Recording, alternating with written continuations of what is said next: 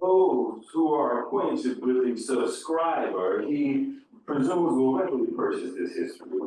Those who are not, but wish to know who Grimes is and what is his history, he would inform them generally that he is now living in Litchfield, that he is about 14 years of age, that he is married to a black woman and passes for a Negro, though 3 parts white. That he was born in a place in Virginia, has lived in several different states and been owned by 10 different masters. That about 10 years since he ran away and came to Connecticut, where after 6 years he was recognized by some of his former master's friends, taken up and compelled to purchase his freedom with the sacrifice of all he had earned. That his history is an account of his fortune, or rather his all these various situations in which he has seen, heard, felt, not a little. To those who still think the book promises no entertainment, he begs leave to suggest another motive why they should purchase it. To him who has feeling the condition of a slave under any possible circumstances is painful and unfortunate and will excite the sympathy of all who have any. Such was my condition for many than 13 years, and in circumstances not only painful, but often intolerable. But after having tasted the sweets of liberty, and bitter indeed with constant apprehension, and after having by 8 years labor and exertion accumulated about $1,000, then to be stripped of all these hard earnings and turned penniless upon the world with a family and to purchase freedom, this gives me a claim upon charity, which I presume few possess, and I think none will deny. Let anyone suppose himself a husband and a father, possessed of a house, home, and livelihood.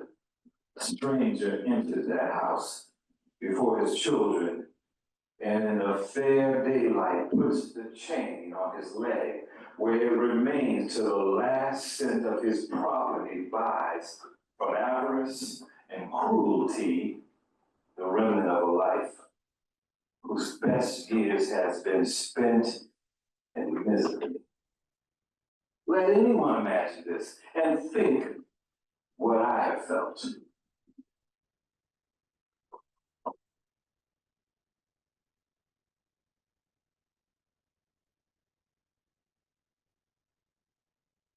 Well, it's fallen to me to have a couple of comments about this passage, and I really think that the most important thing I can say about this is that there's so much here that I'll barely scratch the surface. One of the things that I suspect a number of ears pricked up when you heard married to a black woman and passes for a Negro, though 3 parts white. It's pretty unusual to pass for a Negro in this culture. Most people don't think of it that way, but the fact that he's talking about being white but not white, or not white enough, is something that will turn up over and over again in this book. And there will be passages later when we'll be looking at, again, this question of what is white? And how much white do you have to be before you can be white? So this is something I hope we'll get to in the Q&A. There will be opportunities for us to reflect on this a little bit as a group. There's a little moment of patented Grimes barbed wit in this passage, although he's starting out not trying to be the barbed wit purveyor that he is all through the narrative, but he can't help himself when he says that his narrative will excite the sympathy of all who have any. And I've always thought, yeah, that's Grimes. That's vintage Grimes. So that is a nice one. But this is the heading for this passage is "to the public." So Grimes knows that the public doesn't really know who the heck he is. And so he needs to identify himself right up front. And the way that he does that, interestingly, is not to talk about his experience of slavery. That's going to come in the narrative itself. But when he starts you out and trying to say, this is the impression I want you to have of me, it's not, I went through slavery and all that they did to me while I was in slavery. No, what he does is to say, let anyone suppose himself a husband and father, possessed of a house, home, and livelihood. A stranger enters that house before his children in the fair daylight, puts the chain on his leg, where it remains till the last cent of his property buys from avarice and cruelty the remnant of a life whose best years have been spent in misery. Let anyone imagine this, anyone, and think what I have felt. So he's telling his reader, this is who I am. This is what I've been through. And you could easily have been through the same thing. So this is nothing odd or weird or down south about. This is right here in Litchfield.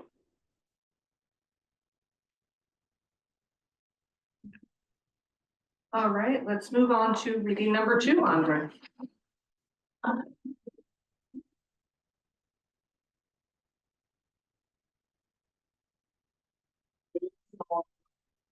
Conversation about 2 years under a black overseer by the name of Valentine, who punished me repeatedly to make me perform more labor than the rest of the boys. My master then procured another overseer, a white man by the name of Keitt. He treated us somewhat better than that old Valentine, but he was very severe, and flogged me severely several times for almost nothing. The overseers have an unlimited control over the slaves on the plantation and exercise their authority in the most tyrannical manner. I was one day at work on the plantation with nothing on but my shirt when the overseer came to me, threatening to whip me. I was informed he caught hold of me for that purpose. I clenched him and told him that if he struck me, I would inform my master about his riding a favorite horse without my master's consent. And my master had already inquired of me why the horse grew so poor, but I would not then tell him. The fear of protection induced him to let me go, telling me to be a good boy. And he would not flog me.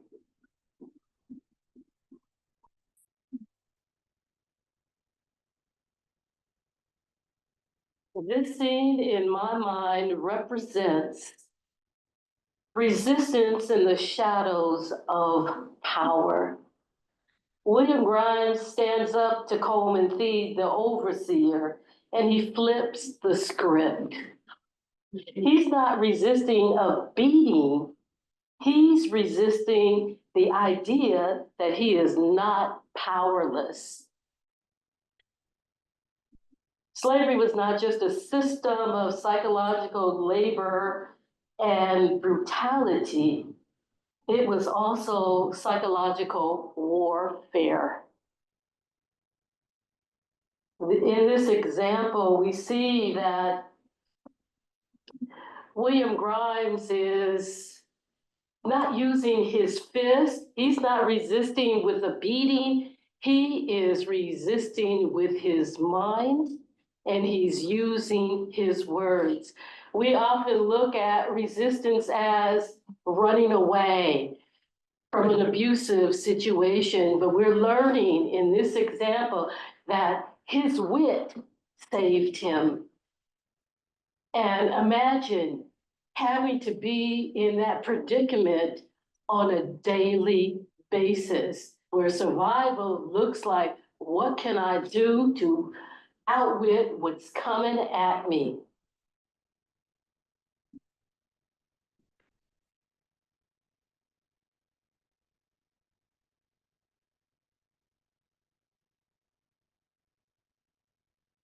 You might wonder about old Valentine.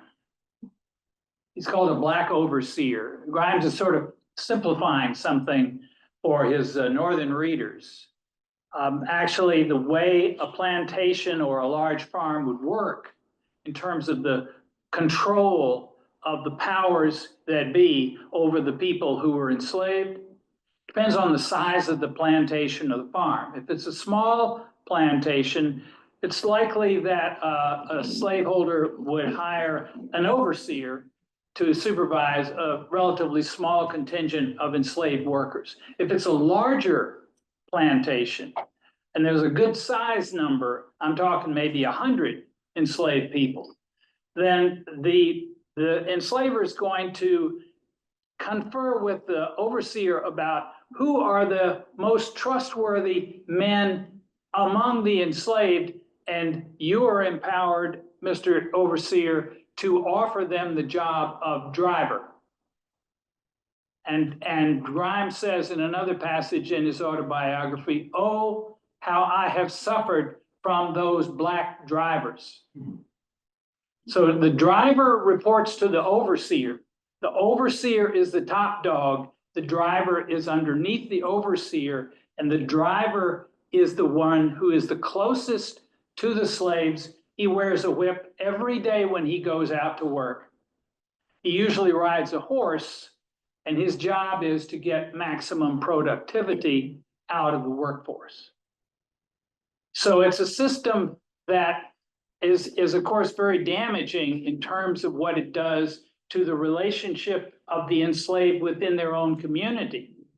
Why would a man agree to be an old Valentine, a driver? He might not have any choice. It's also true that drivers were given special privileges. One of the most important would be a slaveholder might say, "You do what I want and you get the productivity I expect. I will not sell you. I will not sell your wife. I will not sell your children."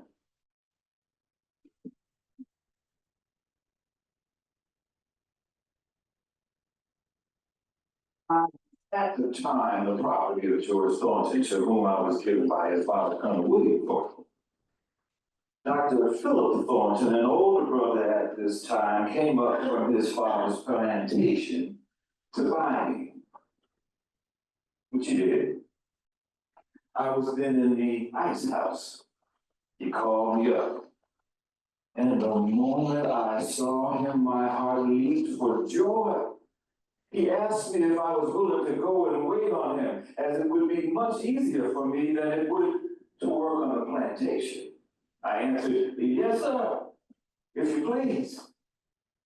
And then he said he bought me and was going to Port Royal to practice physics and wanted me to go with him on another horse, carry his portmanteau and wait on him. He then sent me to the tailor's to get some new clothes that fitted me out very handsomely. We traveled to Port Royal, where he went into practice. I had 2 horses to take care of.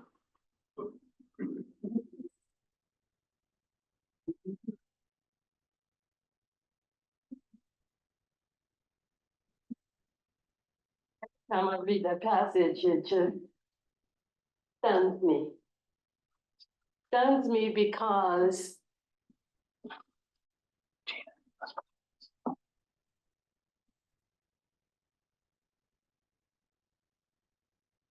now can you hear me? Okay, every time I read this passage, it stuns me. I just can't get beyond the idea that a human being can be gifted to someone. And I even tried to imagine what did that look like? I mean, how was William Grimes presented to George Thornton as a gift? I mean, could it have been a birthday gift? Son, look what I've gotten. Look what I purchased for you. And then you have this human being standing there You know, that's the way it was, but what is also important to understand was how William Grimes was treated as a commodity in the Thornton family. First of all, George Thornton and William Grimes were boys together. William Grimes was sold to George Thornton as a gift or gifted to him when he was 10 years of age. William Grimes remained on the Thornton plantation until he was about 20 years of age. And every time he was sold within the Thornton family among the Colonel Thornton's sons, it was a business deal, it was a contract. And that was stunning to me. I'm thinking, well, I mean, he's already in the family. Why isn't he just borrowed? Okay, let me use, I need William to come with me. But no, it was always a business transaction, and that was because William Grimes was an investment. William Grimes represented their wealth, in a sense, generational wealth, because he served 3 generations of Thorntons. I shouldn't say 3 generations. Oh, let's see. The son, the 2 generations of Thorntons, okay? So William Grimes was a commodity, he was an investment. And when Philip Thornton came up to purchase him or tell William that, look, why don't you come with me? I purchased you, this is going to be a better life. William jumped for joy because Colonel Thornton was a severe enslaver. He kept his slaves very poor. And if you can remember from the previous reading, when William Grimes was confronted with Coleman Fee, he was just in a shirt. One thing about the Grimes narrative, it is really hard to take in. It is not like any other slave narrative that I've ever read. It's so brutally honest, and it raises the bar when it comes to the cruelty that was slavery. He takes it to a level that is sometimes unpalatable.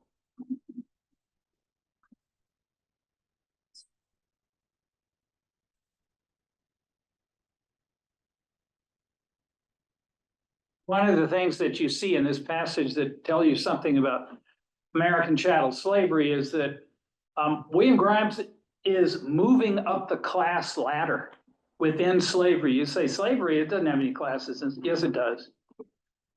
And just like the world we live in today, the job you have is going to determine your social standing. The same thing is true on a plantation or a large farm or something like that. The very simple difference is people who work outside versus people who work inside. What is William Grimes becoming? He's becoming an indoor worker.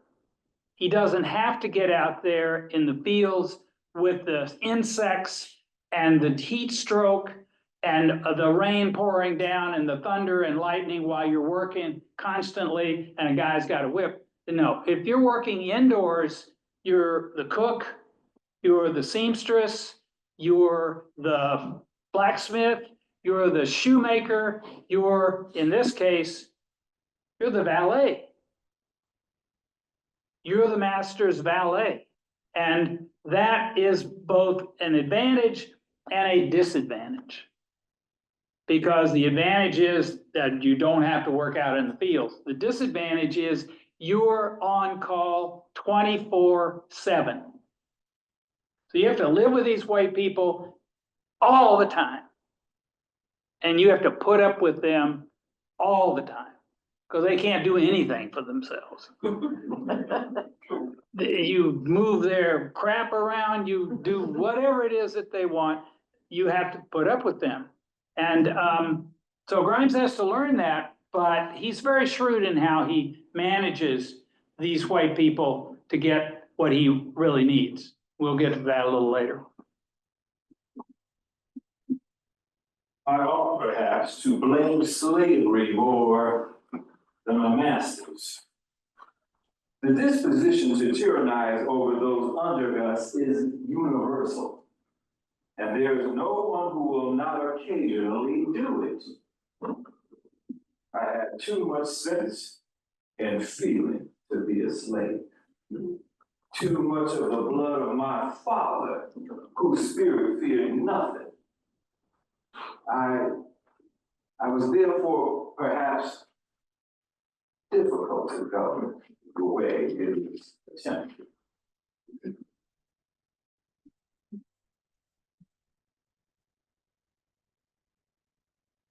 So that is a passage that we can all take. We can take all day to pick it apart, dissect it, because there's a lot of complexity in it.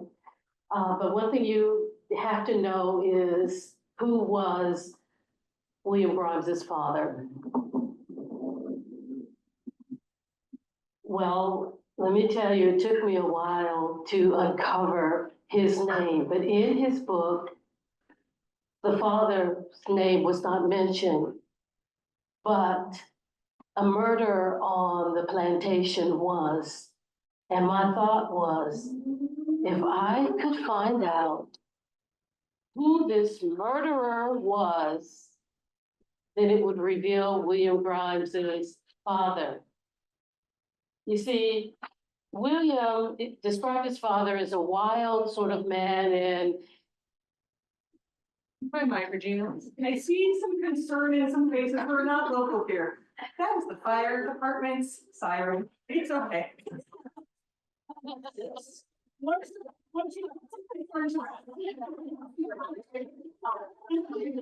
Thank you, Regina. okay. So in Grimes's narrative, he doesn't state his father's name, but he talks about him. He talks about a murder that took place on the plantation at the hands of his father. And he mentions that the person that he killed was Mr. Galloway. My research shows that it was Mr. Galloway. I studied newspaper articles from the 17th century, and it was discovered that it was chronicled. And what it did was it took this narrative to an exciting new level, but it also made me question who this person was. Benjamin Grimes is William Grimes's father. He was of the Virginia elite. His lineage goes back to this country to the late 1600s. I should say the mid 1600s. Eagle's Nest, a plantation where Benjamin Grimes lived, remained in the family for 300 years. There was definitely generational wealth going on. Benjamin Grimes was a bodyguard to George Washington in the American Revolution, one of his many trusted bodyguards. They were also, the Grimeses were neighbors to the Washingtons. So Benjamin Grimes walks into this very elite society, and he thinks he's all that. He has, on paper, he was this genteel character. But when you dig deep in the archives, you find that he was a lawless man. He, like William Grimes said, feared no one. And then it made me question, what was their relationship? And William Grimes gives us a little bit of insight into who Benjamin was and what kind of relationship he had. William says, my father treated me kindly. I would go to his plantation and I would bring newspapers. And this is the irony as well.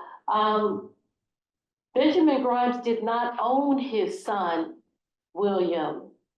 William Grimes states in his book, in the slave states, you follow the condition of your mother. So he was by law owned by Dr. Stewart, who was a neighbor to Benjamin Grimes. They were actually brothers-in-law. And He, like I said, did not own his son. But William talks about going to the plantation and playing with his half-white brothers. But then he talks about playing with his half-brother who was the mulatto. And this kind of, tells you a little bit about who Benjamin Grimes was. He fathered several children, and by several different enslaved women. And William Grimes tells us a story of one who was owned by Benjamin Grimes and was later given his freedom and was educated. And so William Grimes felt that that would be his lot as well. But what happened was this murder took place. Benjamin Grimes ordered his slaves to dig a ditch and put the man in it and to stand guard. The militia was called out, and a friend, Dr. Stewart, spoke sense to Benjamin Grimes and said, "Give yourself up." So he went to jail, and while he was in jail, William was sold off to Colonel Thornton, who lived on a far-off plantation. Benjamin Grimes was acquitted for this murder on the grounds of insanity. So that gives you an insight, layers to peel back about that statement, and too much of the blood of my father who feared nothing. William Grimes feared nothing either, in a sense, but he was of an enslaved background, not the genteel, white person that his father was, where there were really no laws that he truly had to respect. So it was a different story for William Grimes. I think that this is another passage where Grimes's attitude towards whiteness, his own white father, makes everything more complex. How he thinks about himself, where does his sense of dignity come from? Where does his sense of spirit come from? Does he think it all comes from his white father? These are questions that we could certainly talk about farther along the way.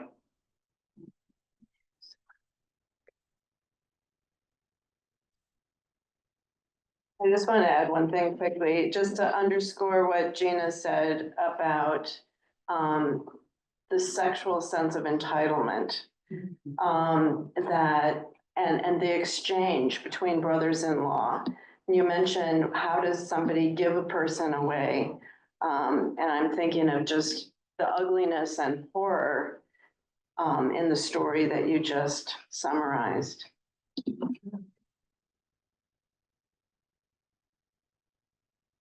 Belonged to Mr. Wellman. He went with his family to Bermuda and left me to work for what I could get by paying me $3, by me paying him $3 per week.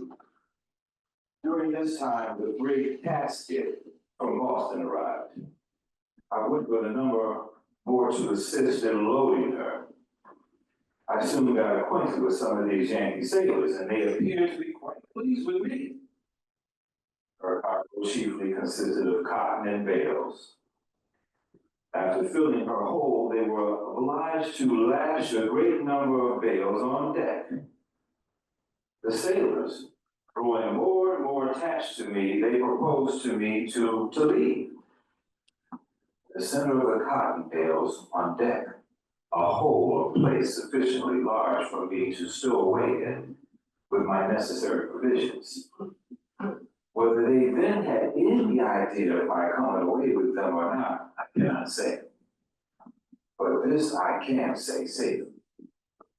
A place was left, and I occupied it. By that means I made my escape.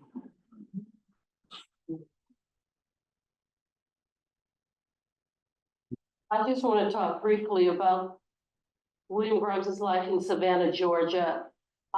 Because when I come to New Haven, we usually, and Litchfield, or I should say Connecticut in general, we usually tell a Connecticut story, but it's very important to know about his life in Savannah, where William Grimes lived in an urban environment. It wasn't plantation slavery. So, you know, he had mobility. But the men who owned William Grimes, and there were at least 7 of them, they were part of this business circle. They knew each other, and they bought and sold William Grimes among each other. These were powerful, wealthy businessmen, doctors, newspaper editors, and investors. And at least 3 of them had connections to Connecticut and came from Connecticut to go south to the land of milk and honey. They were involved in the slave trade. So Mr. Wellman was William Grimes's 10th and final master. And when he purchased William Grimes, he didn't necessarily use him for his own use. He hired him out to a gentleman named Benjamin Barrows, who had connections to Connecticut and was a previous owner of William Grimes in Savannah, Georgia. So again, we saw earlier how the Thornton men were able to keep Grimes in the family and transfer him from one family to the next because it was a commodity. Well, the same thing took place in Savannah, Georgia among these wealthy men. And I thought, why was William Grimes so valuable to them? Well, in Savannah, Georgia, there's the Gullah Geechee people who held on to their African traditions and dialect. They weren't speaking the king's English, but William Grimes could. William Grimes was a skilled horseman and driver as well. So it might have been for that reason that they kept William Grimes in this circle. But William Grimes always had a way. He looked a certain way. He could look like he can be part of the community or represent it well to his enslavers. But it always ended in conflict. He looked a certain way, but he didn't necessarily act a certain way. He was, again, difficult to be governed in the way it was intended, and he told you that.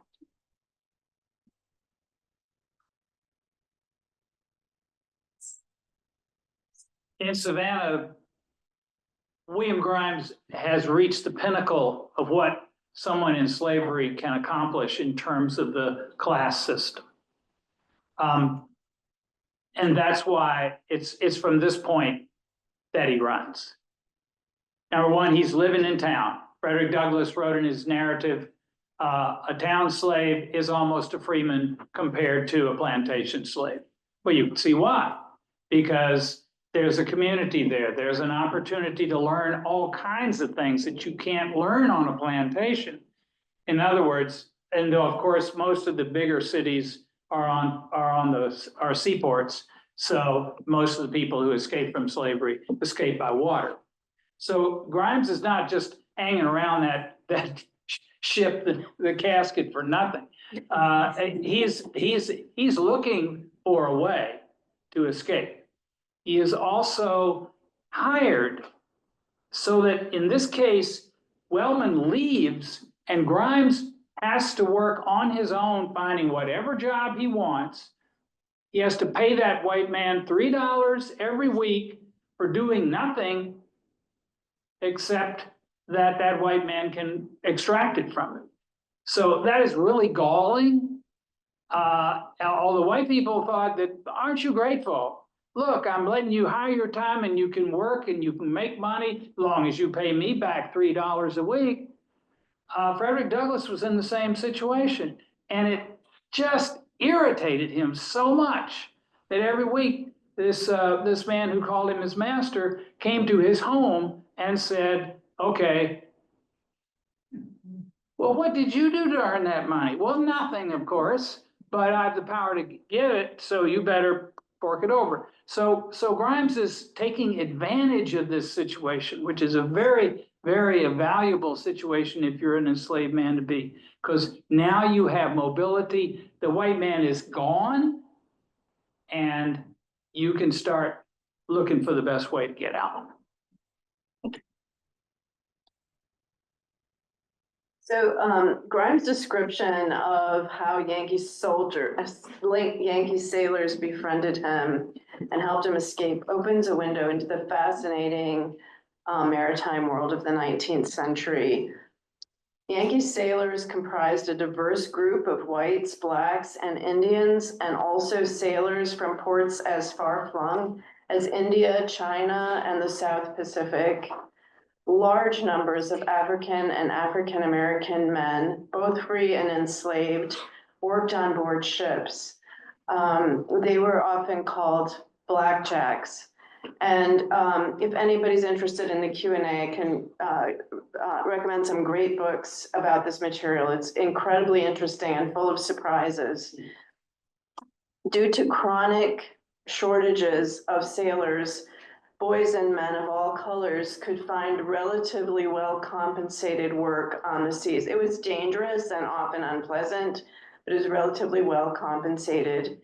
In fact, desperate captains sometimes kidnapped and impressed young men into service. Force was often necessary to get sailors to work on slave ships. In particular, slave ships were seen as the worst places to work. They had a vicious reputation, and there was an extremely high mortality rate among sailors, as well as the enslaved cargo.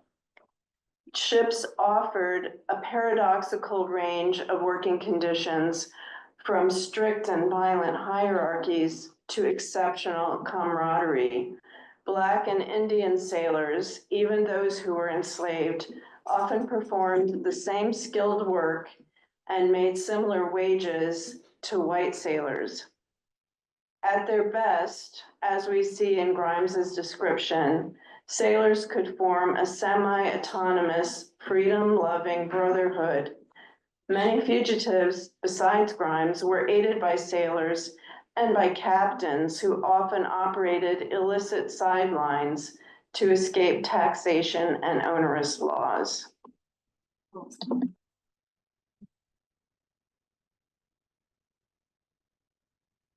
The next morning after arriving in New York City, I purchased a loaf of bread and a small piece of meat. Then I started on foot to New Haven. I could often get an opportunity to ride, sometimes behind the stage. At others, I found I could persuade a teamster to take me on for a short distance. In this manner, I arrived in New Haven. That night, I lodged at a boarding house kept by a certain Mrs. W., who took me to be a white lady. The next morning, I went to work for Abel Lanson, who kept a livery stable. He set me at work on a ledge of rocks, getting out stone for building. This I found to be the hardest work I have ever done, and began to repent that I had ever come away from Savannah to this hard, cold country.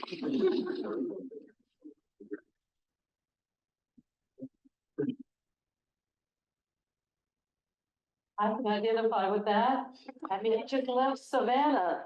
And as Bill said, he had mobility. It was probably the best situation to be in as an enslaved person. So then now he's in the quote unquote free North Connecticut. And although slavery was still going on when William Grimes was there, but it was part of that gradual emancipation. But William Grimes, it was definitely a hard, cold country, but what's intriguing to me is that he names Abel Lanson, an African-American who was the brother of William Lanson, and I'm sure that name is familiar in these parts of the woods. William Lamson was a free Black man who embodied the promise of freedom for William Grimes. I've always wondered, how did William Grimes make his way to the Lamson family? There definitely had to be this underground or grapevine talk that went on once William Grimes made it to New Haven. He had to ask questions. Where could he go? How could he find work?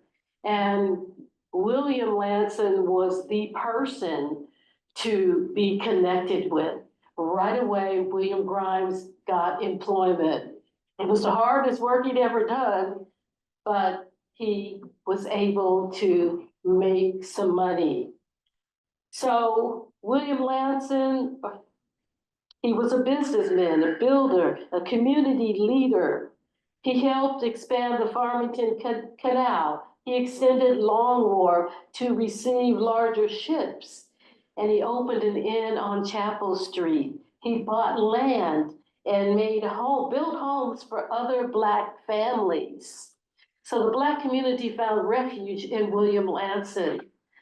But there's a sad side of this story as well. Lanson's success provoked white resentment.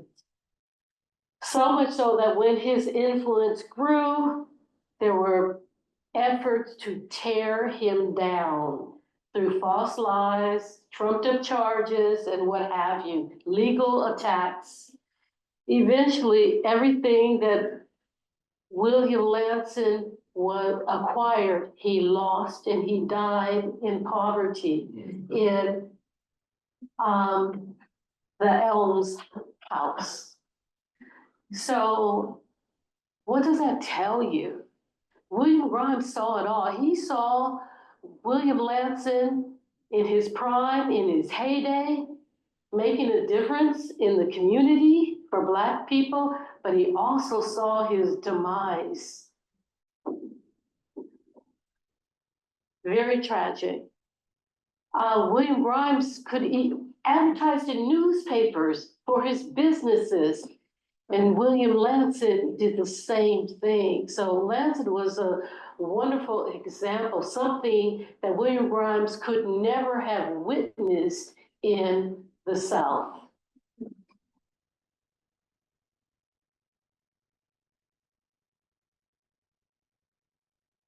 So as Gina referenced, when Grimes describes Connecticut as a hard, cold country, he's evoking both the harsh physical climate and the harsh legal and social landscape.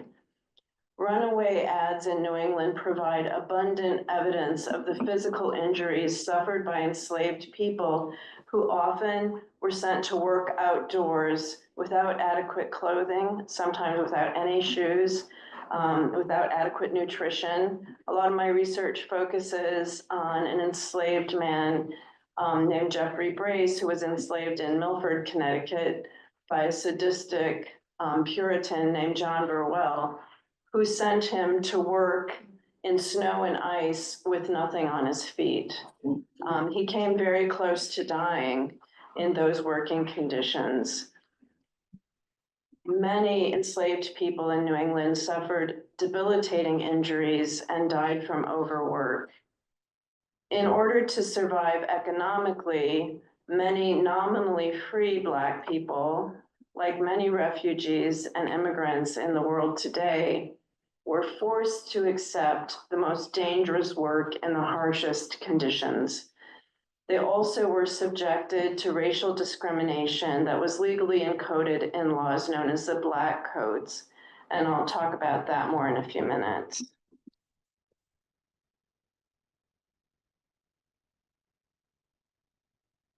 I got into a quarrel with a student from the Litchfield Law School.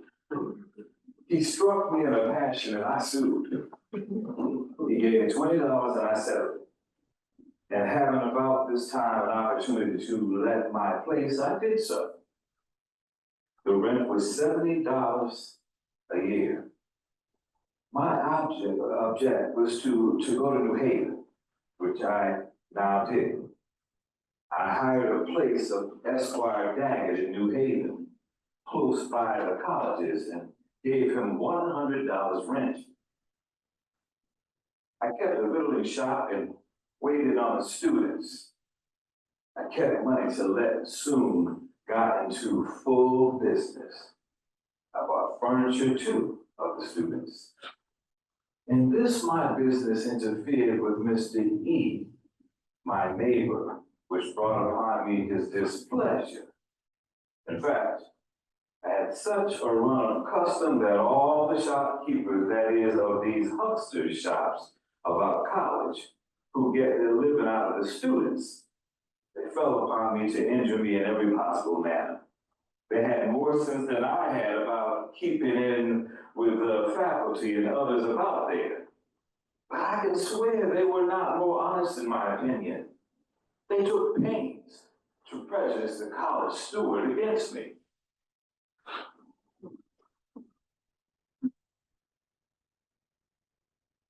So this is life for William Grimes in the North.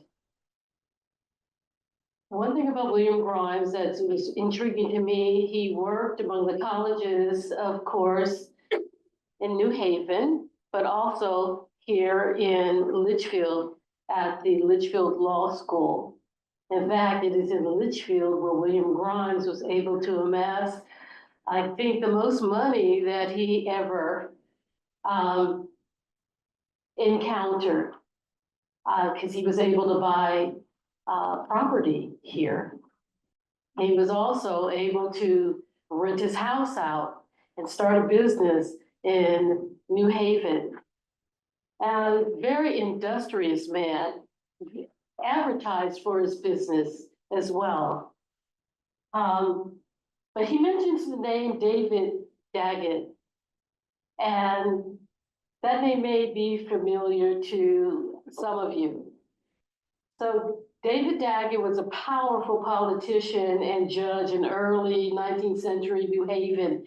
He served as a U.S. Senator and as Chief Justice of the Connecticut Supreme Court.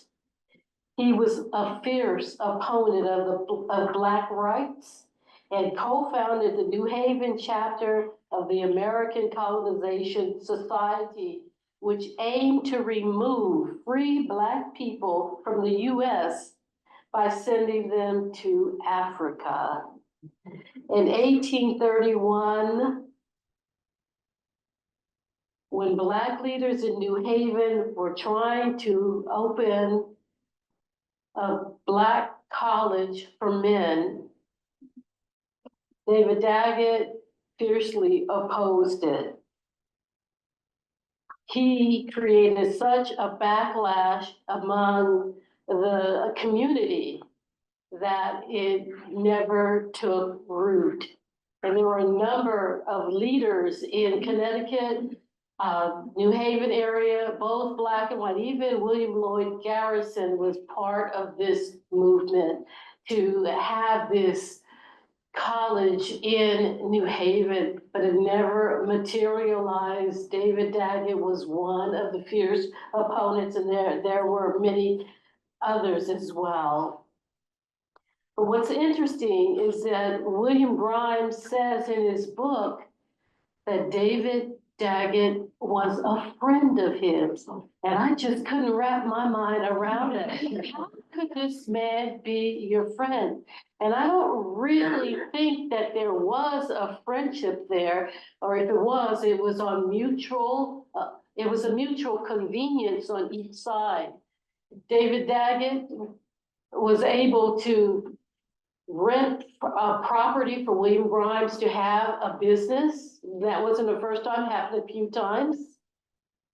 William Grimes probably shaved David Daggett. He was a barber, and that was a Black man's profession. He was barbering or shaving the governor who lived here in Litchfield.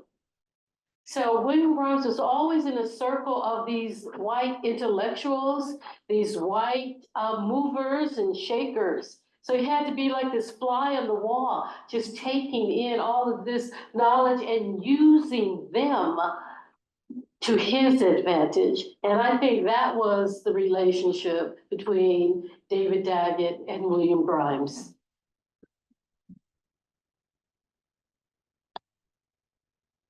I find many things in this passage surprising and interesting. And one thing that is really striking is that New England in the 18th and 19th centuries was a very litigious place. And I'm just going to guess that Litchfield was especially so as the home of the first law school. But I think it's important to realize that although the institution of slavery existed in all British North American colonies, the ways in which it was practiced evolved with important regional distinctions. Once the United States was established, most laws regulating slavery, as well as racial codes, applied, as well as the racial codes that applied to nominally free Blacks and Indians, were legislated by states, not by the federal government. Unlike in most southern states, in New England, Blacks, whether free or enslaved, usually had some amount of legal standing. There were many situations in which Blacks won a modicum of justice in court, as we see with Grimes at the beginning of that passage. Oftentimes, the outcome depended on the status of the other party. Wealthy white people rarely lost cases to Black plaintiffs. Slavery was gradually abolished in every New England state between the time of the American Revolution and the mid-19th century. Unfortunately, in many cases, while slavery was phased out, racism grew. Connecticut, for instance, developed a series of laws depriving Black people of their rights. I'll just give you a few examples.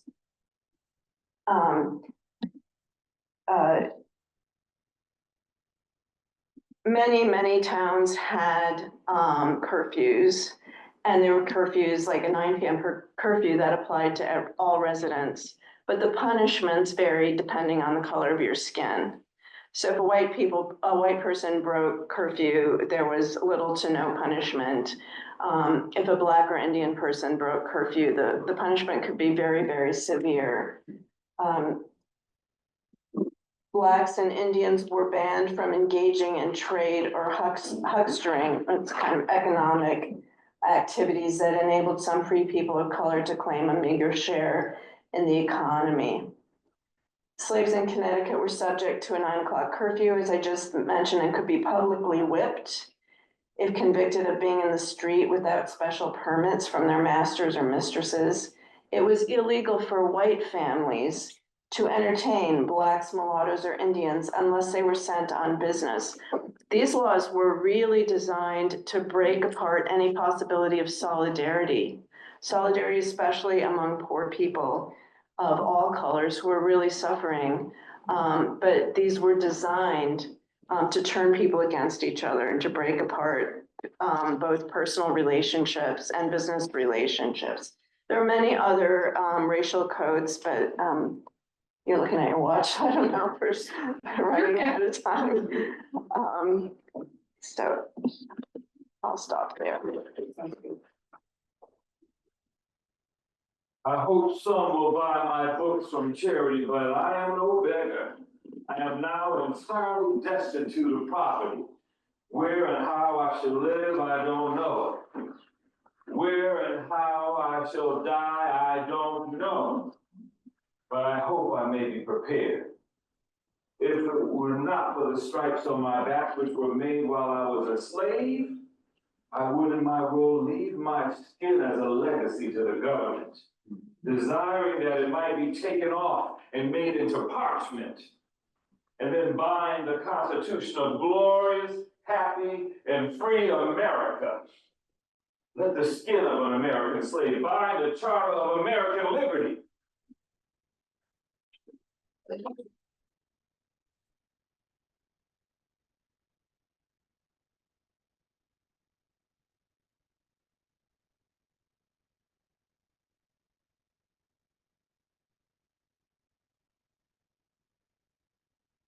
To gag myself every time I hear those words.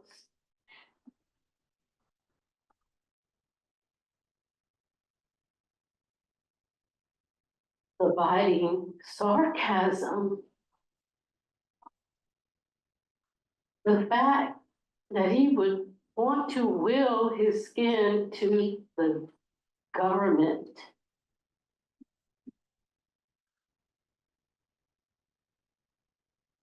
So that it becomes then bookends to the Constitution. You can't have it both ways. You can't tell the American story without this man's story or the other African-American or marginalized voices that get lost time and time again. Something that we are facing right now. The erasure, the idea to tell a different kind of narrative, a softer one. We haven't really dealt with the first narrative. It's been quieted and hidden for so long. William Grimes was an ordinary man who did an extraordinary thing, which was to write his story in his own words.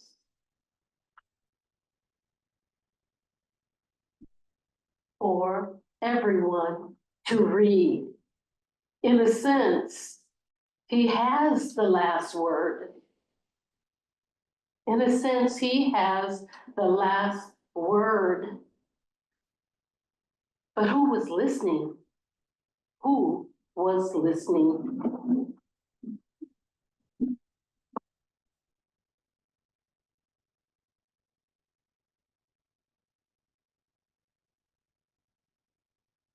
His description of his skin as parchment binding the American Constitution provides a brilliant metaphor for what historians call the American paradox of the entanglement of revolutionary ideas of liberty evolving in conjunction with the abominations of American slavery.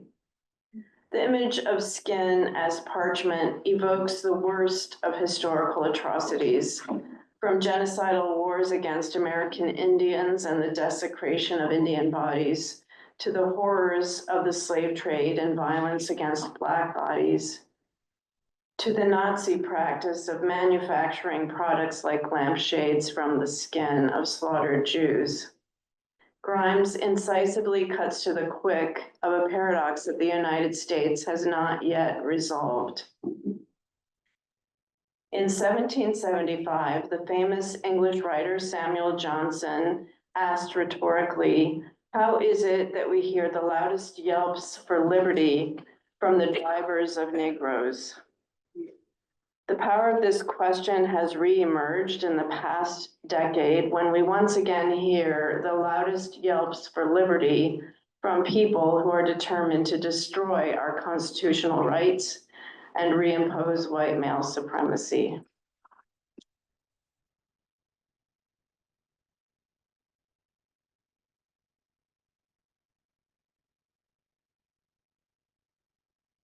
Relying on your excellency's generosity, the author presents the pamphlet to the President of the United States.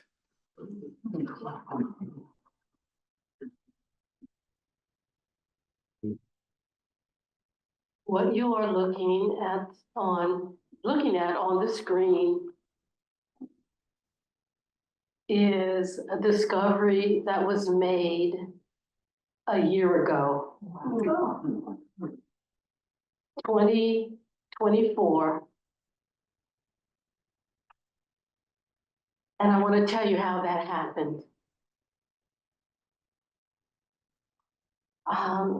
And it has everything to do with the Beinecke Library at Yale, the team there, and Mike Moran is in the audience.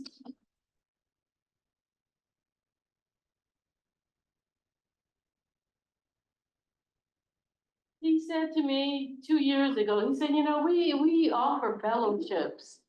And I said, yes, I know, but I don't qualify for either of them. He says, oh, yes, you do.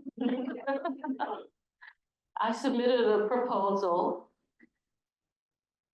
and I had the honor of receiving a short-term Yale fellowship to do follow-up work on William Grimes.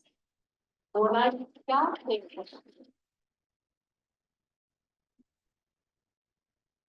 got there, we were sitting in Mike's office. He, myself, and a scholar named Hope McGrath. And we were sitting around, how can we find out more information? Is there more information to be had about William Grimes? I was studying how he was able to get published. Why wasn't he published in New Haven, this literary hub where all the tools should have been available to him, but his book was published in New York and I wanted to understand why. So we were sitting there brainstorming and Mike asked a question, well, he didn't ask a question, he made a statement. Perhaps we should look at every 1825 edition of the Grimes narrative that we can find in repositories. And so Hope said, well, Regina, would you like me to help you with that? Because I had different areas in such a little time to look. I said, yes, please. And I said, coming from you with the Beinecke name, you'll get a quicker response than I would, because I don't carry those kind of credentials and I don't carry that institution. I know what that game looks like, because in my 30 years of doing the research, I have had a ton of pushback from scholars, from different university campuses, who weren't willing to just open up for me. They didn't see what this gentleman here saw in me, Bill Andrews. Gave me the chance. It's pretty obvious, actually. So I said, sure, Hope, please, take it on. So she reached out to, I think there are 11 to 13 different repositories that hold the 1825 edition. We were looking for any markings or anything. And we didn't suspect a signature or a statement. We were looking for clues about printers. And this miraculously showed up at the Boston Athenaeum. They wrote back and said, well, yes, we have an edition that they didn't realize they had. They knew nothing about William Grimes. Nobody had looked at this particular narrative for 198 years. Wow.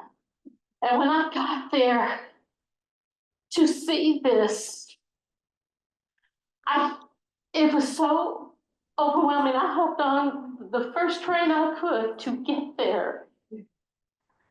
And for the life of me, I could not understand why no other researcher, scholar had found this. It was tucked away in what is known as a tract book that you see on the screen, among other pamphlets that had nothing to do with this subject matter. And there it was for all of us to see. This man's self-advocacy moved me. He reached the president 15 years before John Quincy Adams would go on to represent the Amistad captives in New Haven. I wanted to understand as much as I could about John Quincy Adams, who definitely was not a pro-slaver, but he didn't do much in office to do anything to enhance the movement to abolish slavery. It wasn't until after his, what word am I looking for? Tenure, I should say, as a president, that he started to become this abolitionist. But what we can safely say, because I don't know if this book influenced him one way or another, but he held it in his hands. I am assuming he read the cover, written by himself. I'm assuming that he, even if it was the preface to this book, that it moved him, that it helped to formulate his opinions about enslavement. So here we are on the eve of the 250th anniversary of this country. And like Frederick Douglass, when he wrote, and I'm just paraphrasing the title, "What is American Independence to the Negro?" or "The 4th of July to the Negro." We can now say that William Grimes was, in a sense, saying the same thing, because when he delivered his book in whatever fashion, it was on the eve of the 50th anniversary of this country. And no one will know about it until next year.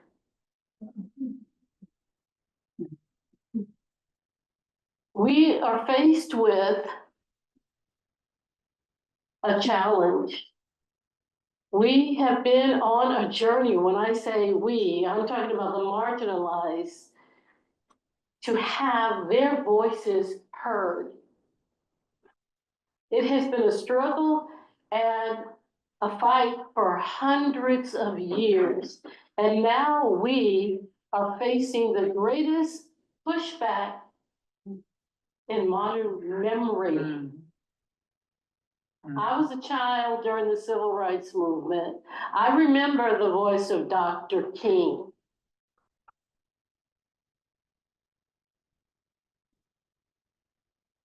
And with that said, hopefully now we'll have the opportunity to listen to the voice of William Grimes.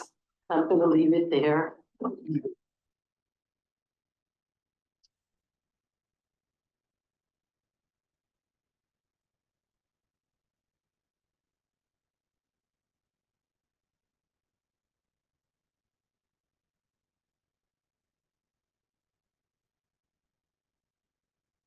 We want to open up to the room. If anyone has any questions, our panel is happy to respond to those. So right here. So, Gina, can you talk quickly about that pamphlet? What was the message to John Quincy Adams? Okay. I need to tell the audience that, Yep, so I'll need- repeat for you. okay, yeah, I So, gotta speak up for me. all right, so you're looking for Gina to speak about the pamphlet and the message that Grimes was writing to the president. Okay. Okay, so again, I only heard a portion of that. So The message of the pamphlet, Gina. the message from the pamphlet, Yeah. what about it? Yeah, what was William Grimes trying to tell Quincy Adams with this pamphlet? I think that he was trying to tell him that the book will speak for itself. He is expressing the horrors of enslavement. He is reaching the highest office in this land to do something about this. This is, again, before the wave of the abolitionist movement. And I know Bill and Kari can speak to that better than I can. So William Grimes, in a sense, is ahead of his time with Definitely. this message. Definitely. And his penmanship is far better than mine, and his eloquence is too. But for him to have the idea that this needs to be in the hands of the president is stunning. Absolutely stunning. We'll take the front row right there. Oh, again, thank you for reflecting on this and then bringing it. Yes. Yeah, perfect. Oh, There we go. If you would just speak into this microphone, if you wanted everybody to oh, hear, hello, this hello. would help her. Okay, great. And Yes, so speak loudly. It's all. It is, okay. Again, I'm thanking you for bringing all of this to us and also for reflecting on the current situation, which we have to deal with every day, okay? Number two, how many copies of this book were actually sold, do we know? And did he in fact earn any money? Because it's very sweet about talking about it. We don't know the extent of how far-reaching his narrative was. I've been combing newspapers to see if there was anything written about it, Connecticut papers, and there seemingly was not. But William Grimes published twice in his life, 1825, 1855. 1855 is the same 1825 book with a appended chapter at the end chronicling his life in old age. Well, I do know that there was a review of his book, for lack of a better word, in the Connecticut newspaper. And that has not been widely published. In fact, it hasn't been published at all. But it was very interesting. And the commentary, the racist overtones and so forth were evident, but the book was endorsed in that it was said, they said you should read it. We know that that book reached a sizable audience in Connecticut, but we just can't determine the amount of sales. William Grimes self-published, it had to be on his dime. He didn't have any sort of sponsorship, but he eventually was well known, definitely in New Haven, definitely in Connecticut. When he died, at least 15 newspapers chronicled his, or made a statement about him, his passing. Let me pass the mic, because I talk forever. I just wanted to say something about the famous subtitle. This is the first African-American autobiography to have the subtitle written by himself. Frederick Douglass is famous for that. Frederick Douglass is 20 years later. 20 years later. So written by himself in the case of William Grimes means just that. He was all by himself writing this. He didn't have anybody to help him. He didn't have an abolitionist society to publish him, which of course Frederick Douglass had. This is not to put down on Frederick Douglass, it's to talk about how much of a hill he had to climb, William Grimes, in order to get this published. So written by himself is a statement of immense integrity and also a statement of his own intellectual independence. I'm going to say this, I'm going to tell it the way it needs to be told, and if you don't like it, because some of it is really gut level. I mean, that's one of the most powerful things about it. When he says, I have been so hungry when I was a slave, I could have eaten my mother. That's getting down there to the gut level of how much suffering he went through just from the denial of food. Keitt.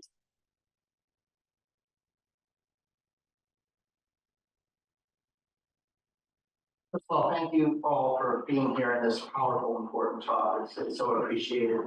My question, if I could piggyback onto the last question, is to what extent is the Grimes narrative influential on other sort of maybe pre-13th Amendment writing on slavery, whether it's the narratives or Stowe or other nonfiction works?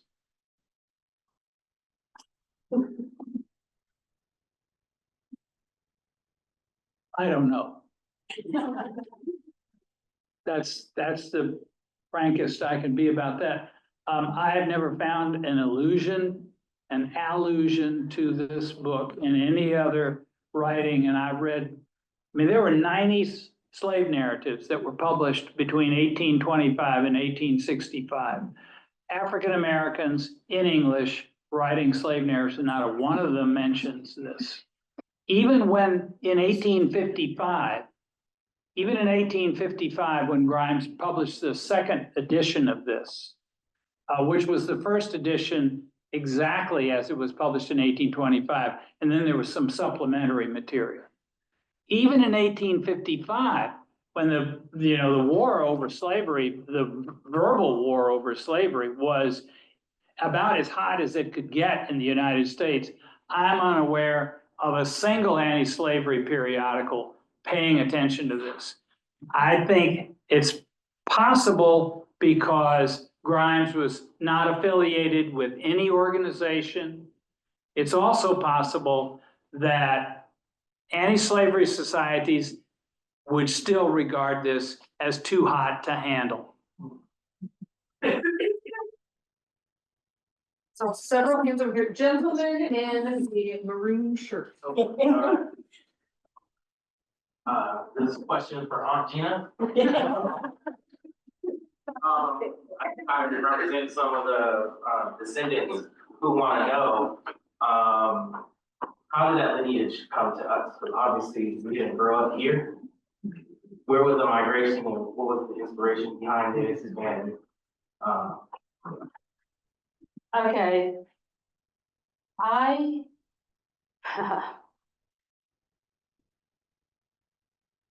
have had in the family a wonderful cousin who was an elder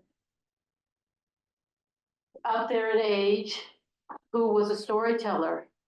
She kept the family lore. I had a class assignment in the 5th grade that had to do with genealogy and family history and so forth.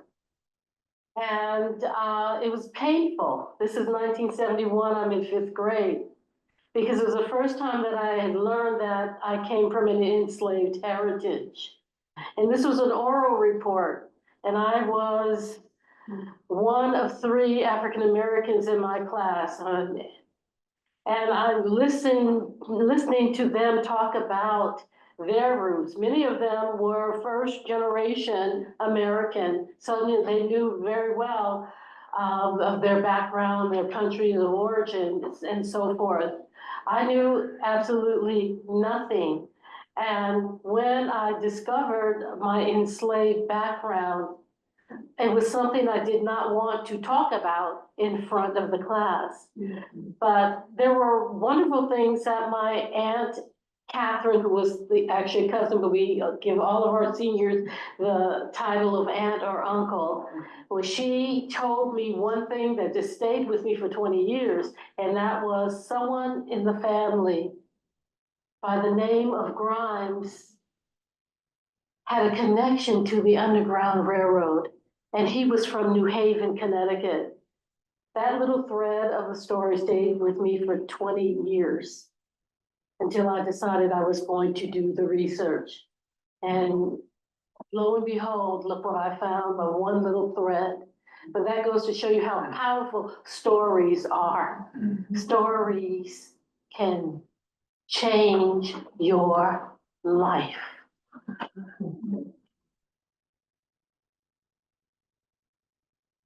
I guess the second part of my question also, obviously love that part too, but I love that part too. But my question is, how did we get to California? Because that's where we grew up. And can you tell some of that story? Okay.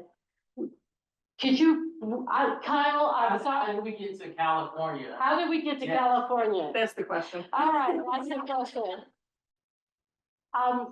As you can tell, I am having hearing challenges, the acoustics in the room, that's my problem. But we came to California, and there was another story that Catherine loved to talk about. She said that we were pioneers of California. And William Grimes had a daughter named Clarissa Cecilia. She and the Grimes, some of the Grimes siblings, and even William Grimes' wife, came to California at the height of the gold rush. William Grimes talks about it in the 1855 edition. Little did I know that I stemmed from the very line that he was talking about. We came to California in just after statehood, but there's evidence of William Grimes' son being in California before then. They were stevedores on ships and so forth, and they came to California first. I did the earliest records that I find of the women in California is 1852. And that's how, and I finally answered your question. That's how we came to California. Right back here in the purple shirt.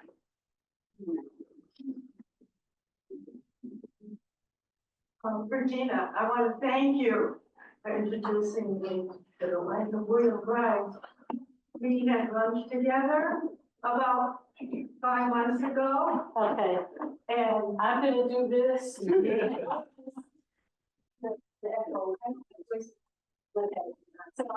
so we had lunch 5 months ago, and we introduced me to the wife of William. I went and bought the book, Yes. and as I was reading his story, my own story kind of connected with his. I am the descendant of an enslaved woman married Etta Winter. And so, there's a whole Winter connection in Virginia. I don't know. Yes.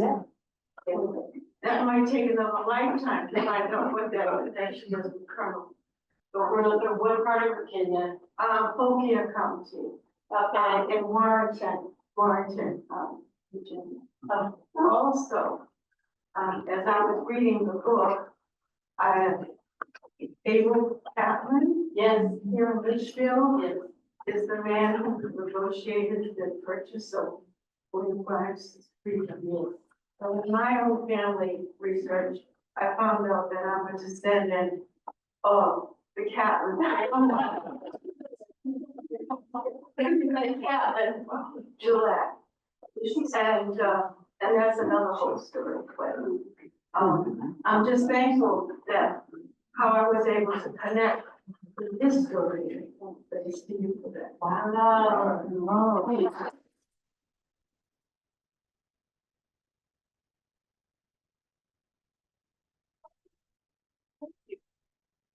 How valuable our stories are. What if there was no Grimes narrative? You wouldn't sit here with the story that you are developing right now. This is why stories have to be told, have to be written down.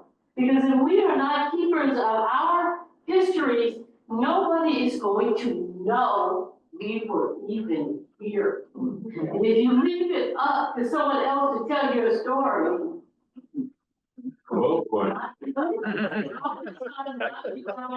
care, and oftentimes told from only one vantage point. And this is how we tell our stories, this is how we keep our stories.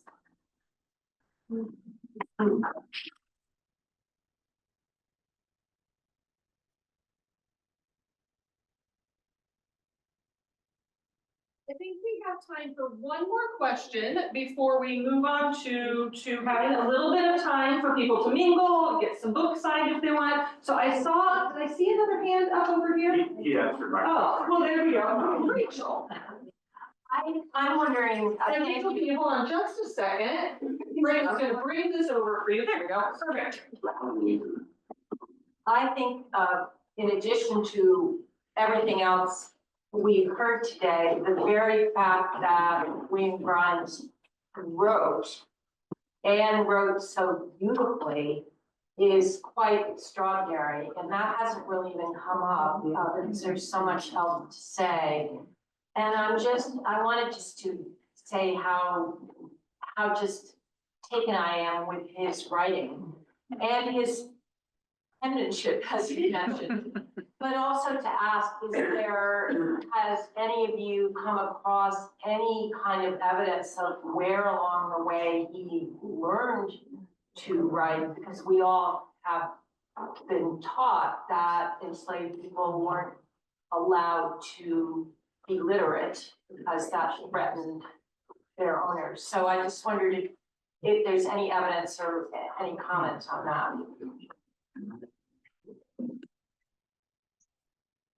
William Grimes leaves clues in his book. He doesn't come out and say how he learned to read or write. I suspect that he learned on the Thornton plantation. This is speculation, but then I'm going to give you some insight that he gives us in the book. He grew up with the Thornton sons, and they were around the same age that he was. On the plantation, Thornton plantation, there is a stove in the slave quarters. Just put in, the mortar is green. William Grimes is carving out letters, symbols, for which he receives a severe beating for. But he doesn't say if the beating was because he damaged the property or he was showing that he was literate to some degree. He doesn't say, but I suspect it was a combination of both. Then he is an older, in his 20s, I would say, in Savannah, Georgia. He is, again, this enslaved person with mobility, and he's working for a doctor, Dr. Sherman. And Dr. Sherman, Dr. Sherman is taking the place of William Grimes' owner. The owner is out traveling. William Grimes is left with the Dr. Sherman, and someone writes an unflattering note that simply said, Dr. Sherman is a quack. William Grimes was accused of writing that note. He swore up and down that he didn't do it. There were two other gentlemen that were in conflict with this Dr. Sherman, but he said he didn't do it. But what was telling to me was that everyone around knew that he was capable of writing that note. So that spoke volumes to me. So he gives us clues that he is definitely literate, but he just doesn't say how he learned to read or write.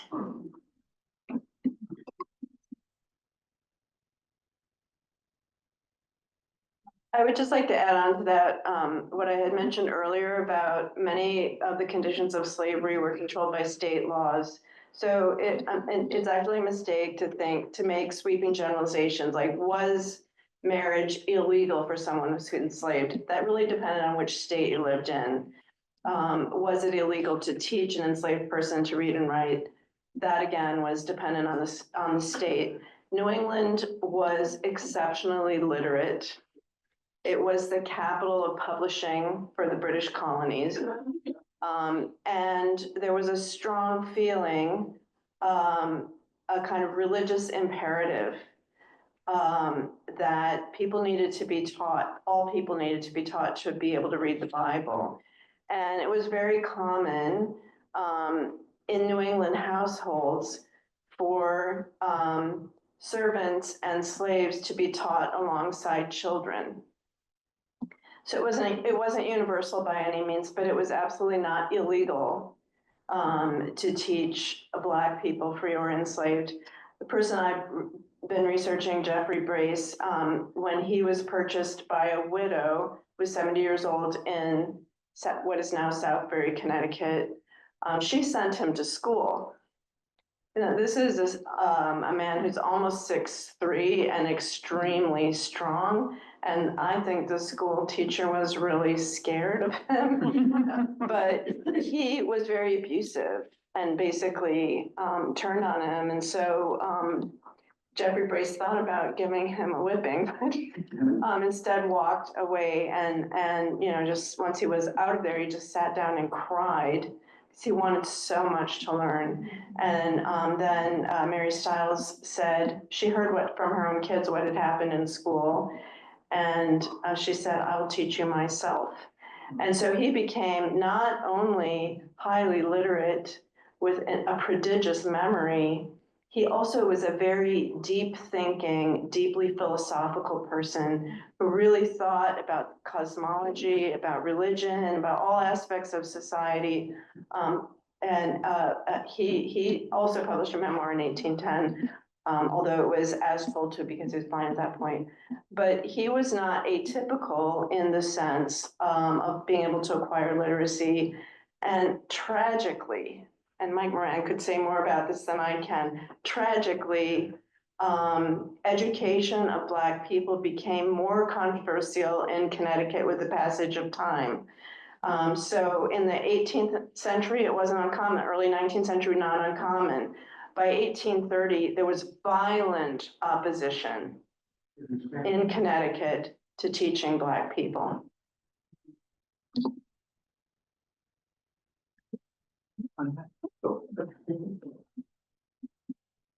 In studying American chattel slavery for 40 years, I've learned about one generalization that you can make about this institution. That is that there are no generalizations that you can make about this institution. Anything that you've heard, was always, it never was always done. White people bent the rules whenever they needed to get something done. There were enslaved boys and girls who were taught to read and write by white people because white people thought it would be advantageous to them, not because they were trying to spread literacy among the colored folk. No, it was, we want you to learn because we're going to put you to work and therefore you need to know this. So that's the thing to remember, is that there's just, whatever you've heard, there's going to be a whole lot of exceptions. All right, before we give everyone one last round of applause, let me point you to a couple of things. So just so you know, there are some books available in the back that I know Regina and Bill have said they are happy to sign. So that's in the rear, back where Sean is. There is also some water. It's a little warm here, so if you need to hydrate, there's some water. If you prefer wine to hydrate, there's some of that too. So help yourself, and please, thank you to Andre, Regina.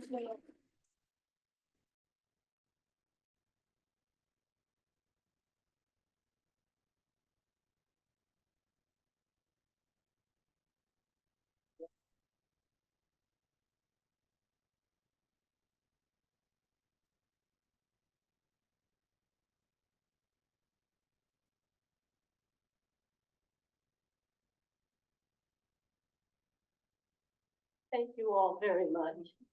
I would like to thank the Litchfield Historical Society for having this on their radar and wanting to do something special in honor of William Grant. Jessica, thank you so much. Thank you so much. Everyone who had a hand in this, thank you so much. If Grimes were here today, I know he would be so happy. Thank you again.